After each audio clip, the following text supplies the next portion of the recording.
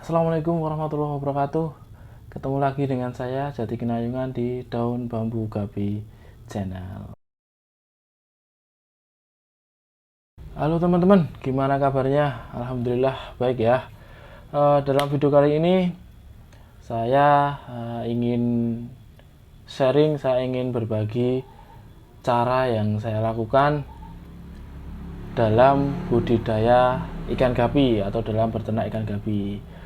Namun sebelumnya, sebelum video ini lanjut, silahkan bagi teman-teman yang belum subscribe channel saya, silahkan subscribe, nyalakan tombol notifikasinya, jangan lupa ketik komen, terus like sama share ya.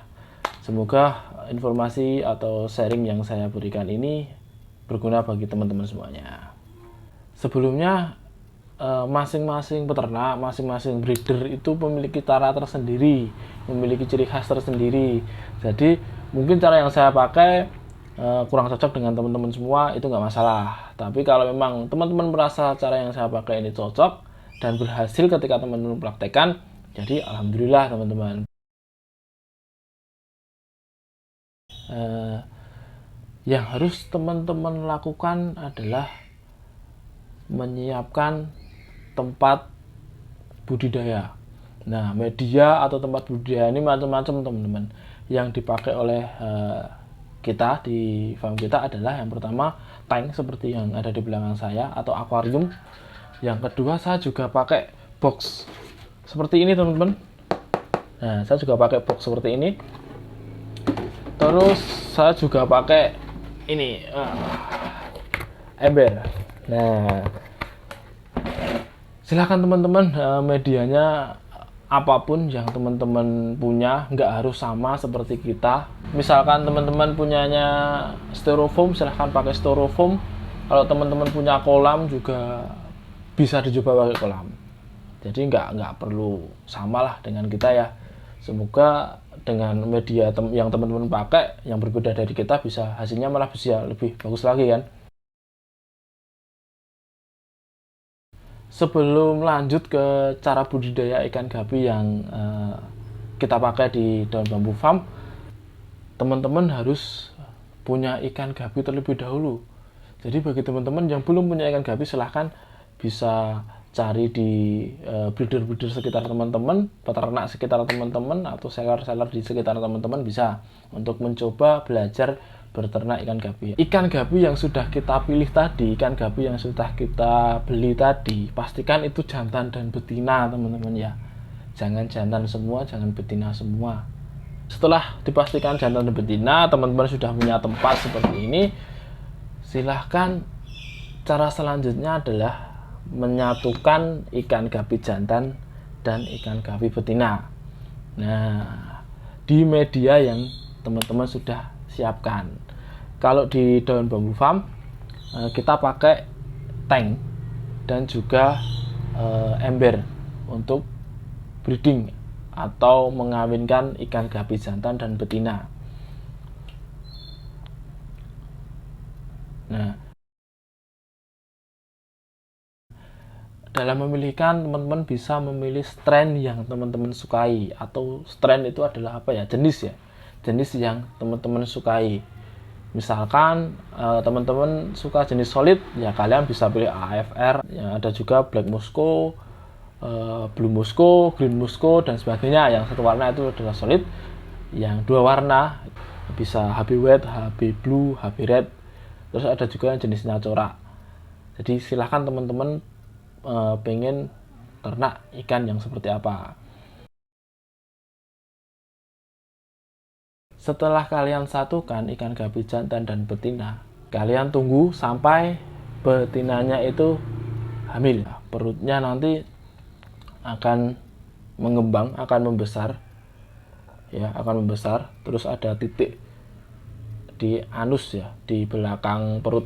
Kalau jenis albino itu merah, kalau yang enggak albino itu hitam. Nah, ketika gapi kalian yang betina ya, gapi kalian yang betina sudah, perutnya sudah besar dan juga sudah perut yang bagian bawah itu teman-teman perut yang bagian bawah betinanya itu sudah agak rata, jadi kan bulat tuh biasanya kalau sudah mau lahiran itu rata, di bawahnya itu agak sedikit rata, dan juga pergerakan ikan betina itu sudah mulai tidak terlalu lincah. Nah, itu tanda-tanda bahwa ikan kalian sudah mau ngebrol, teman-teman. Ikan kalian sudah mau melahirkan. Nah, gimana treatment ketika ikan kalian sudah mau melahirkan?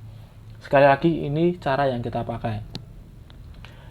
Kalau dari Daun Bambu Farm, yang pertama kita pakai box breeding. Kalau mau beli bisa di online shop, silahkan ketik box breeding, itu pasti akan muncul beberapa model, beberapa jenis. Yang kita pakai itu biasa kita pakai untuk display ikan juga ketika kita mau jual online. Jadi seperti ini teman-teman contohnya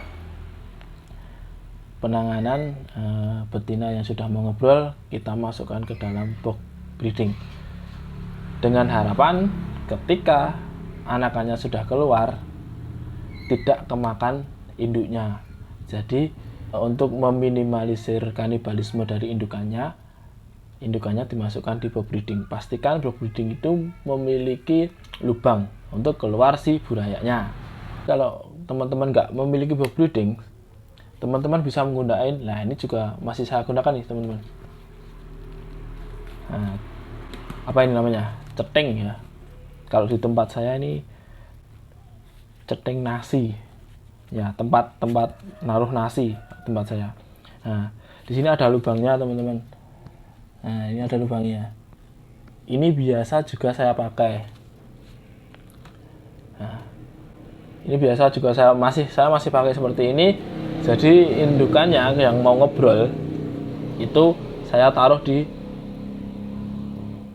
dalam ceting ya, di tank saya masukkan seperti ini. Nah, indukannya saya taruh di dalam sini. Ada airnya ya. Ini kebetulan airnya baru saya susutkan karena di daerah Jogja baru dingin banget. Itu salah satu cara yang kita pakai sampai sekarang juga kita masih pakai untuk meminimalisir kanibalisme dari indukan terhadap burayanya. Selain pakai itu, kita juga pakai ini rafia ya, tali rafia. Cara mengaplikasikannya seperti apa? Nah, jadi seperti ini teman-teman. Cara kita mengaplikasikan rafia ini ke dalam media tempat indukan mau ngebrol. Jadi indukan yang sudah mau ngebrol, sudah kelihatan mau ngebrol, kita sediakan satu wadah. Kalau saya biasanya pakai box seperti ini teman-teman. Saya pakai box seperti ini, terus saya kasih rafia. Saya kasih tali rafia yang sudah saya suwir-suwir kalau bahasa Jawanya ya. Sudah saya bikin seperti ini. Tujuannya sama teman-teman, antara ini dan ini itu tujuannya sama. Sama-sama biar anakan dari ikan gapi kita atau buaya dari ikan gapi kita itu tidak termakan oleh indukannya sendiri. Ini yang harus teman-teman perhatikan.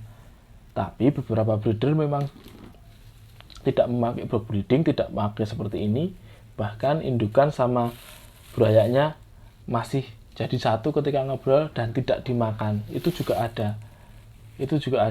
Tapi bagi pemula, kalau teman-teman tidak mau mengambil resiko, ya cara yang kita pakai ini bisa teman-teman coba di rumah ya. Nah, setelah indukan itu sudah ngebrol, sudah ngeluarin burayanya, selanjutnya yang kita lakukan biasanya adalah membesarkan buraya tersebut. Nah, kita medianya juga macam-macam teman-teman. Kita juga membesarkan buraya ikan gapi kita di tank, di ember, dan di tempat-tempat lain seperti box plastik yang saya tunjukkan tadi. Ya, itu cara yang kita lakukan. Setelah teman-teman berhasil membesarkan buraya ikan gapi tadi sampai di usia 1 bulan, 1,5 bulan, dan sudah kelihatan perbedaan antara jantan dan betinanya, itu harus segera disortir teman-teman, harus segera dipisahkan antara jantan dan betina. Kalau di farm kita yang jantan, kalau pembesarannya di tank, yang jantan kita tinggal di tank, yang betina kita besarkan di media yang lebih besar. Saya pakai ember seperti ini untuk yang betina. Tapi ada juga yang betina saya besarkan di tank. Jadi pemantauannya lebih enak kalau di tank. Menurut saya ya, kalau di tank itu kita bisa melihat kalau ikan kita sakit, kalau ikan kita ada masalah, itu akan lebih cepat terlihat daripada di ember. Tapi cara ini juga masih saya pakai, media ini juga masih saya pakai teman-teman. Itu tadi cara budidaya ikan gapi yang kita lakukan di Daun Bambu Farm. Jadi bagi teman-teman, kalau cara ini berguna, silahkan teman-teman bisa mulai mempraktekkannya di rumah. Bisa mulai dari ikan gapi yang kualitasnya tidak terlalu baik, atau teman-teman sudah merasa pede langsung ke ikan gapi yang kualitasnya bagus. Selamat mencoba. Kalau ada salahnya saya juga minta maaf. Kalau ada ketidakcocokan bagi teman-teman juga saya mohon maaf yang sebesar-besarnya. Sampai ketemu di video selanjutnya. Assalamualaikum warahmatullahi wabarakatuh.